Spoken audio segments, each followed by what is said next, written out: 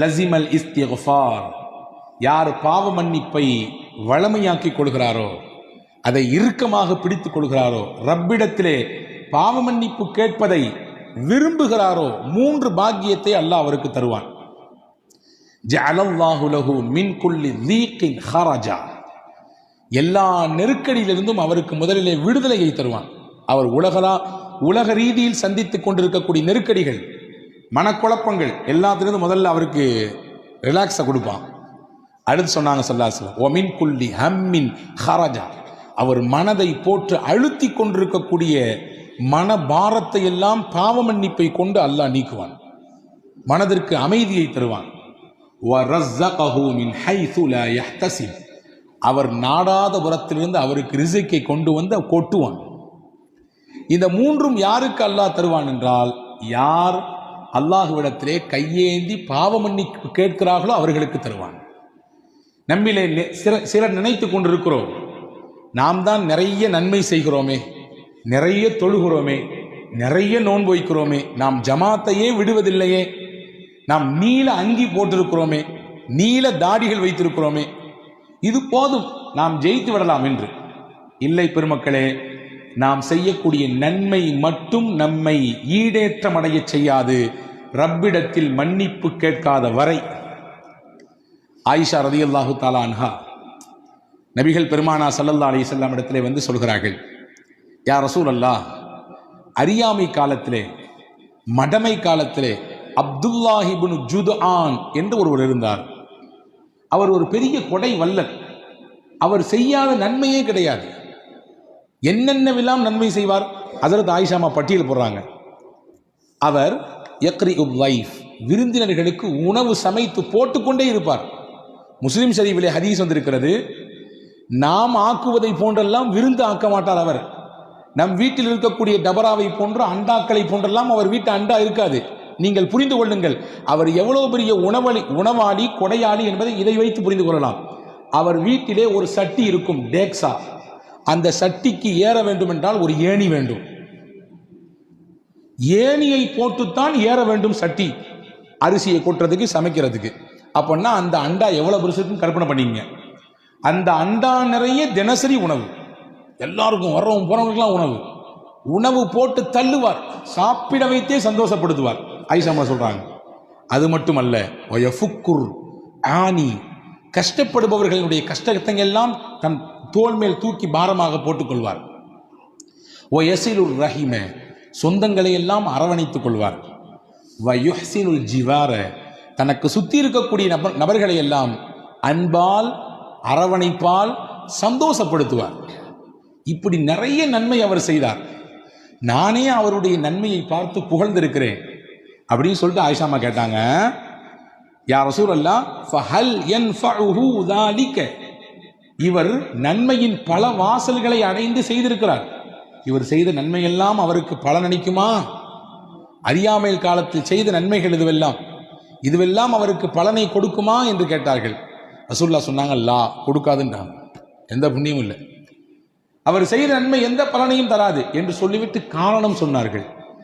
ஏன் அவர் செய்த நன்மை அவருக்கு நன்மையை அவருக்கு பலனை கொடுக்காது என்றால், லம் யகுல் யௌமன் கத்து வஃபி ரிவாயா மர்ரத்தன் கத்து, ஒரு நாள் கூட இல்லை, ஒரு தடவை கூட அவர் இறை இடத்திலே அல்லாஹும்ம ஃபிர் லஹ், இறைவா என்னை மன்னித்து விடு என்று கேட்டதே கிடையாது. ஒரு நாள் கூட, ஒரு தடவை கூட என்னை மன்னித்து விடு என்று கேட்டதே இல்லை. மன்னிப்பு கேட்காததினாலே அவர் செய்த நன்மை எவ்வளவு பெரிதாக இருந்தாலும் சரிதான், எந்த புண்ணியமும் இல்லை. சம்பட்டியை கொண்டு அடித்ததை போன்று இருக்கிறது நமக்கெல்லாம். நாம் நினைத்துக் கொண்டிருக்கிறோம் நன்மைகள் போதும், நாம் செய்யக்கூடிய பிரம்மாண்டமான நன்மைகள் இது போதும், நம்மை காப்பாற்றிவிடும். போதாது, ரசூலுல்லாஹ் சொல்றாங்க, போதாது. உங்களை அறியாமலேயே உங்கள் காலத்திலே ஏதாவது தவறுகள் பாவங்கள் நிகழ்ந்திருக்கும். நீங்கள் கடந்த காலத்தை நினைத்து உங்கள் ரப்பிடத்திலே இறைவா மன்னிப்பை கொடு, தௌபாவை கொடு என்று கேட்கவில்லை என்றால் நாம் செய்த நல்ல அமல்களால் எந்த புண்ணியமும் இல்லை என்பதை இந்த ஹதீஸ் நமக்கு எடுத்து எம்புகிறது. எனவே அன்பு பெருமக்களே, மன்னிப்பு கேட்பதற்கான நாட்கள் இது. அல்லாஹ்விடத்திலே கண்ணீர் விடுவதற்கான நாட்கள் இது. அல்லாஹ்வின் சன்னிதானத்திலே நம்முடைய குற்றங்களை குறைகளை எடுத்து காட்டக்கூடிய நாட்கள் இது. வேறு யார்ட்டையும் சொல்ல முடியாது, சொல்லவும் கூடாது. செய்த பாவத்தை சொல்லி பெருமைப்படக்கூடாது. பெருமைப்பட முடியுமா? நான் செய்த பாவத்தை உங்களிடத்திலே சொன்னால் காரி துப்புகிற சூழல் எல்லாம் ஏற்படும் இல்லையா? யாரிடத்திலும் சொல்ல முடியாது. ஆனால் படைத்தவனிடத்திலே நான் சொல்லலாம். என்னை படைத்தவனிடத்திலே நான் என் குற்றங்களை சொல்லலாம். நான் பட்டியலிடலாம், இதெல்லாம் செய்தேன் இறைவா, எனக்கும் உனக்கும் மட்டும்தான் தெரியும்.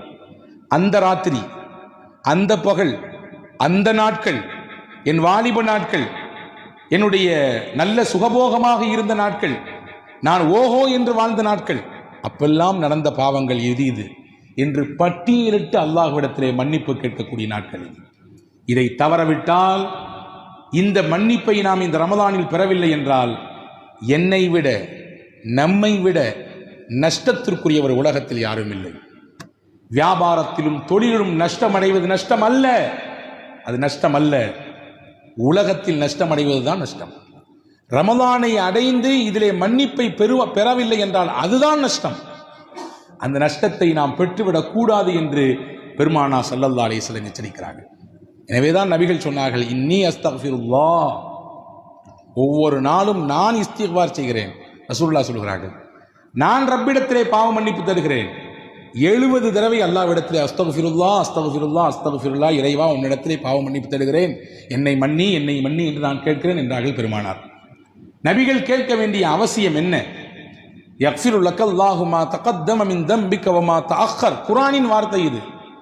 உங்கள் முன்பின் பாவம் எல்லாம் மன்னிக்கப்பட்டவர்கள் நீங்கள், பாவமே இல்லாத பரிசுத்தவான் நீங்கள். அந்த பூமான் நபி ஸல்லல்லாஹு அலைஹி வஸல்லம் அவர்கள் ஒவ்வொரு நாளும் பாவ மன்னிப்பு கேட்டார்கள் என்றால், நாமெல்லாம் எம்மாத்திரம், நம் வாழ்க்கையே பாவத்தில் தான் உலர்ந்து கொண்டிருக்கிறது. அபூ ஹுரைரா ரலியல்லாஹு அன்ஹு சஹாபாக்கள் முதன்மையான சஹாபி, ஹதீதை அறிவித்ததிலே எக்கச்சக்கமான நபிமொழிகளை அறிவித்திருக்கிறார்கள். இன்னைக்கு நமக்கு கிடைக்கக்கூடிய ஹதீதுகளிலே பெரும்பாலும் கிடைத்தது அந்த வழித்தொடரிலே கடைசியில் நபிக்கு முன்னால் இருப்பது சையதுனா அபூ ஹுரைரா ரலியல்லாஹு அன்ஹு. அவங்க வரலாற்றில் எழுதுறாங்க, ஒரு நாளைக்கு 12,000 தடவை இஸ்திக்பார் செய்வாங்களாம். எத்தனைங்க? 12 இல்லை, 12,000 தடவை. நம்மால் ஒரு நாளைக்கு 100 தடவைக்கு மேலே செல்வதற்கு கூட கஷ்டம். அபூ ஹுரைரா ரலியல்லாஹு அன்ஹு என்ற மகத்தான சஹாபி ஒரு நாளைக்கு 12,000 முறை செய்திருக்கிறார்கள் என்றால், நீங்களும் நானும் எவ்வளவு தூரம் அல்லாஹ்விடத்திலே மன்னிப்பை கோர வேண்டும். மன்னிப்புக்கான வழிகளை நிறைய மார்க்கம் சொல்லித் தருகிறது. இந்த காரியத்தை செய்தால் உங்களுக்கு மன்னிப்பு உண்டு. சமூக அக்கறையோடு சில நேரங்களிலே நாம் செயல்பட வேண்டும். அதுவே நம்முடைய பாவத்திற்கு மன்னிப்பாக பரிகாரமாக ஆகிவிடும். ஹதீஸிலே வந்திருக்கிறது. அலி இப்னு அபீ தாலிப் ரலியல்லாஹு அன்ஹு ஹதீஸை அறிவிப்பு செய்கிறாங்க. ரசூலுல்லாஹ் சொன்னாங்க, மன் கஸ்ஸல மையித்தன், எவர் ஒருவர் இறந்து போன ஒரு மையத்தை குளிப்பாட்டுகிறாரோ சொல்லிட்டு சொன்னாங்க. அடுத்து 2வது, வக்கஃபனஹு, அந்த இறந்த மையத்துக்கு கஃனிடுகிறாரோ. 3வது சொன்னாங்க, வஹன்னதஹு, அந்த இறந்து போன மையத்திற்கு அத்தர் பூசுகிறாரோ. வஹமலஹு, இறந்த அந்த ஜனாசாவை தோளில் சுமந்து பள்ளிக்கு எடுத்துச் செல்கிறாரோ. வஸல்லா அலைஹி, அந்த ஜனாசாவின் இறுதி தொழுகையிலே பங்கெடுத்துக் கொள்கிறாரோ. 5 சொன்னாங்க ரசூலுல்லாஹ். எவர் மையத்தை குளிப்பாட்டுகிறாரோ, குளிப்பாட்டுதல் என்றால் நேரடியாக அல்லது அங்கே பக்கத்திலே ஒத்துழைப்பாக நிற்பது, பயப்பட தேவையில்லை, ஒதுங்கி நிற்க வேண்டிய அவசியம் இல்லை, யாரோ ஒருவர் வந்து செய்வார் என்று நாம் எதிர்பார்க்க வேண்டிய தேவையில்லை, களத்தில் நிற்பவர்கள் செய்யலாம். 2வது சொன்னாங்க கஃன் இடுதல், 3வது அத்தர் பூசுதல், 4வது தோளில் தூக்கி சுமந்து செல்லுதல், 5வது அந்த ஜனாசாவிலே பங்கெடுத்து தொழுதல். சொல்லிட்டு ஒரு செய்தி சொன்னாங்க, வலம் யுஃப்ஷ அலைஹி மா ரஆ, அந்த மையத்தின் எந்த குறையையும் அவர் வெளியே சொல்லாமல் விட்டுவிட்டார். சொல்லவே இல்லை.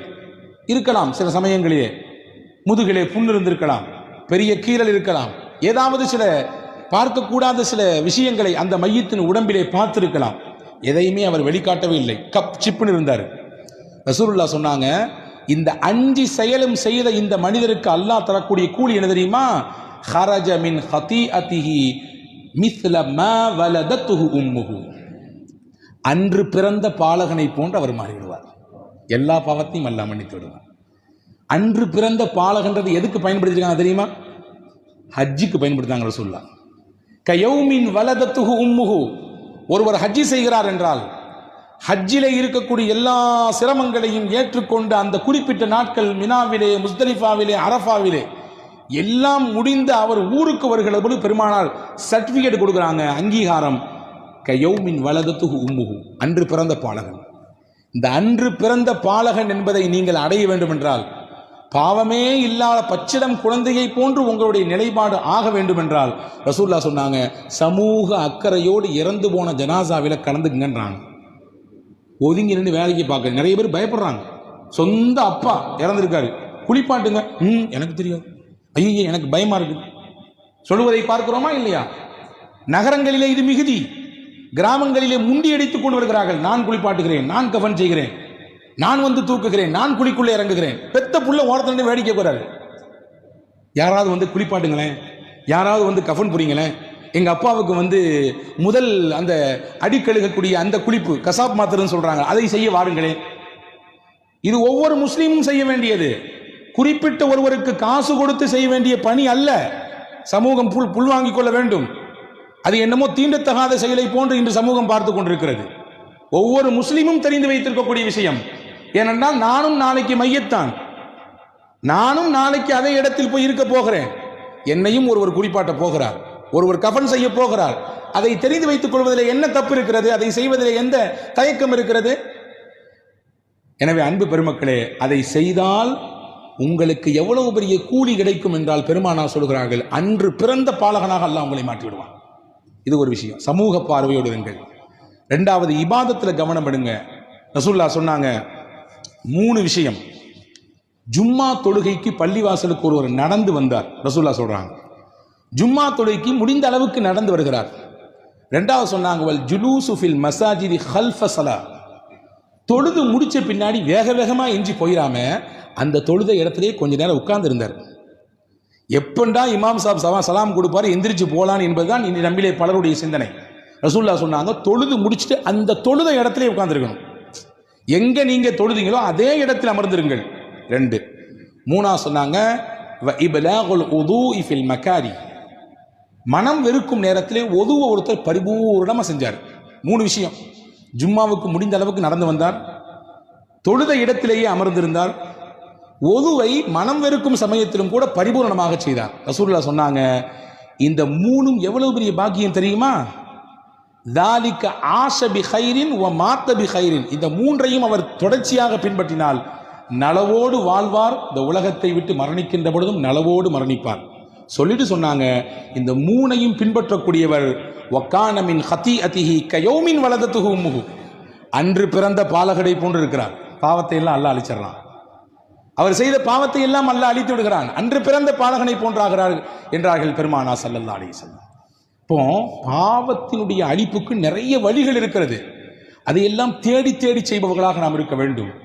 அதே போன்றுதான் ரமதானுடைய விஷயத்தை பற்றி பேசும் பொழுது சொன்னார்கள் பெருமானா ஸல்லல்லாஹு அலைஹி வஸல்லம், மன் சாமஹு வ காமஹு ஈமானம் வஹ்திசாபா, இறை நம்பிக்கையோடு இறைவன் நன்மை தருவான் என்ற ஆதரவோடு, இந்த 2ம் தான் நம்முடைய நோக்கமாக இருக்க வேண்டும். நம்முடைய தொழுகையில், நம்முடைய நோன்பில் இந்த 2ஐ தாண்டி வேறு எந்த பார்வையும் தேவையில்லை.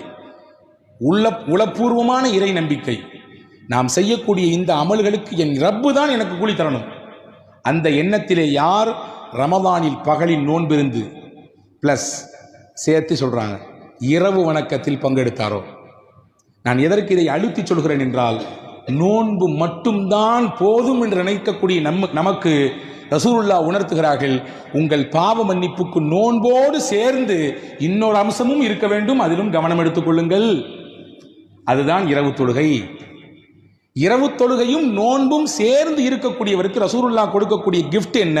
ஹரஜ மின் துனூபிஹி கயௌமின் வலதத்துஹு உம்முஹு, இவரும் அன்று பிறந்த பாலகன், அன்னைக்கு பிறந்த குழந்தையை போன்று, எப்படி குழந்தை அப்பழுக்கற்ற பாவமில்லாத பிள்ளையாக இருக்குமோ பரிசுத்தமாக, அப்படியே நோன்பையும் இரவு தொழுகையும் ரமதானிலே பேணி பாதுகாக்கக்கூடிய மக்கள் அந்த ரமதானை விட்டு விடை பெறுகிற பொழுது பச்சை புள்ள மாதிரி இருப்பாங்க. பாவமே இல்லாத பிள்ளையாக இருப்பார்கள், பாவமே இல்லாத பரிசுத்தவான்களாக இருப்பார்கள் என்றார்கள் பூமான் நபி ஸல்லல்லாஹு அலைஹி வஸல்லம். இப்ப இபாதத்தில் நமக்கு கிடைக்கக்கூடிய மன்னிப்பு, சமூக செயல்பாடுகளில் நமக்கு கிடைக்கக்கூடிய மன்னிப்பு, சின்ன சின்ன விஷயமாக கருதக்கூடிய விஷயங்களில் அதை கவனம் எடுக்கிற பொழுது நமக்கு கிடைக்கக்கூடிய மன்னிப்பு. ஒன்றும் இல்லை, சாப்பிட்றீங்க, டெய்லி நம்ம எல்லாரும் சாப்பிட்றோம். நாம் சாப்பிட்டு முடித்தவுடன் என்ன சொல்லுகிறோம்?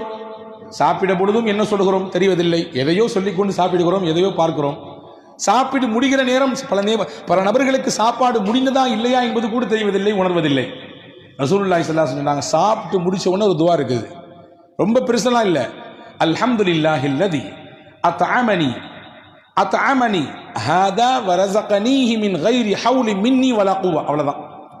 யார் ஒவ்வொரு நாளும் உணவு அருந்தியதற்கு பிறகு, இறைவா நீனே எனக்கு இந்த உணவை கொடுத்தாய், என் உழைப்பு என்னுடைய முயற்சி எதுவும் இல்லை, ஒரு கவள உணவு நம் கையில் கிடைக்கிறது என்றால், ஆய்வாளர்கள் எழுதுகிறார்கள், ஒரு கவளம் உணவு நம் கையில் கிடைக்க வேண்டும் என்றால் 32 பேர் உழைத்தால் தான் அந்த ஒரு கவள உணவு கிடைக்கும். ஒரே ஒரு பிடி உணவு எத்தனை பேருடைய உழைப்பு இருக்குது? 32 பேருடைய உழைப்பு இருக்கிறது. அதிலே உழக்கூடியவர், அதை பயிரிடக்கூடியவர், அதை பராமரிக்கக்கூடியவர், அதை நெல்லிலிருந்து அரிசியாக மாற்றுபவர், இப்படி போகுது. அது 32 பேருடைய உழைப்பு. எந்த கஷ்டமும் இல்லாமல் எனக்கு உணவை தந்தாய், என் முயற்சி இல்லை, என்னுடைய திறமை இதில் இல்லை, உனக்கே எல்லா புகழும். அதான் இதான் அர்த்தம். ரசூலுல்லாஹ் சொன்னாங்க, யார் இதை சொல்றாங்களோ குஃபிர லஹு மா தகத்தம மின் தம்பிஹி வ மா தஅக்கர், அவர் முன் பின் செய்த எல்லா பாவத்தையும் அல்லாஹ் மன்னிச்சிடுறான். அல்லாஹ் அக்பர். ஒவ்வொரு நாளும் சாப்பிடும் பொழுது என்னவெல்லாம் சாப்பிடுகிறோமோ அந்த சாப்பாட்டுக்கு பிறகு இந்த துவாவை ஓதிவிட்டால் உங்களுக்கு மன்னிப்பு மொத்தமாக கிடைத்து விடுகிறது, ஹோல்சலாக கிடைத்து விடுகிறது. பெருமானா ஸல்லல்லாஹு அலைஹி வஸல்லம் இப்படி மன்னிப்புக்கான வழி எங்கெங்கெல்லாம் இருக்கிறது என்பதை பெருமானா ஸல்லல்லாஹு அலைஹி வஸல்லம் தேடி தேடி உம்மத்துக்கு அறிவித்துக் கொடுத்திருக்கிறார்கள். எனவே அந்த மன்னிப்பை இந்த ரமதானில் நாம் முழுமையாக பெற்றுவிட வேண்டும். ஒவ்வொரு நாளும் இந்த ரமதானிலே, குறிப்பாக இந்த 10 நாட்கள், நீங்கள் இரவினுடைய பிற்பகுதியிலே, குறிப்பாக தஹஜ்ஜுடைய சமயத்திலே அல்லாஹ்விடத்திலே இருகரமேந்தி துஆ செய்ய வேண்டும். நம் பாவங்களை பட்டியலிட வேண்டும், நம்முடைய தவறுகளை குற்றங்களை இறைவனிடத்திலே ஒப்புக்கொள்ள வேண்டும். அது அல்லாஹ்வுக்கு ரொம்ப பிடிக்கும். என்னுடைய அடியான் நான் செஞ்ச தப்பெல்லாம் ஒத்துக்கிட்டு எனக்கு முன்னாடி அப்படியே உட்கார்ந்துருக்கான் பாருங்களேன் என்று பெருமை பாராட்டுவான். தப்பையெல்லாம் ஒத்துக்கொள்கிறான். நீ இல்லாமல் நான் இல்லை, இறைவா நீ மன்னிக்கவில்லை என்றால் நான் என் கதி அவ்வளவுதான், அழிந்தே போய்விடுவேன் என்று ஒரு அடியான் சொல்லும் நேரத்திலே உச்சபட்சமான மகிழ்ச்சியில் அல்லாஹ் திளைக்கிறான். என் அருளின் மீது எவ்வளவு பிரியம் இவனுக்கு, என் மன்னிப்பின் மீது எவ்வளவு ஆதரவு இவனுக்கு, நிச்சயம் இவனை நான் மன்னிப்பேன் என்று அல்லாஹ் சொல்கிறான். எவ்வளவு பெரிய குற்றம் செய்தாலும், எவ்வளவு பெரிய தவறுகள் செய்தாலும் மன்னிப்பு கேட்கக்கூடியவர்களுக்கு அல்லாஹ் தன் அந்த அருளின் வாசலை, மன்னிப்பின் வாசலை திறந்தே வைத்திருக்கிறான், மூடுவதே கிடையாது. தௌபாவின் வாசல் என்பது மௌத்து, ரூஹு, தொண்டை குழியை அடையும் வரை அல்லாஹ் திறந்து வைத்திருக்கிறான். அதனால கடைசி காலத்தில் பார்த்துக்கலாம்னு சொல்லி அடுத்த வருஷம் ரமதானுக்கு விட்டுறாதீங்க. ஒவ்வொரு வருடமும் கேட்க வேண்டும், ஒவ்வொரு நாளும் மன்னிப்பை கேட்க வேண்டும். அல்லாஹுவின் மன்னிப்பு விசாலமானது என்பதை ரசூலுல்லாஹ் இப்படி விவரித்து காட்டுகிறார்கள்.